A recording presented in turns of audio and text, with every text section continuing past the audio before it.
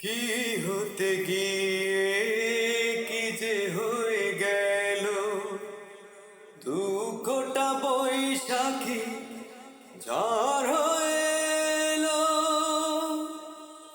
কার কাছে বলবো আর কত জ্বলবো, মন ধুকে মরে বোঝাবো কি করে।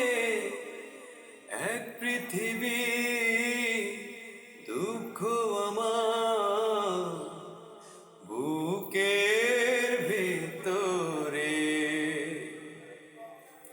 বিরহ যন্ত্রণা না পাওয়ার বেদনা বোঝাবো কি করে।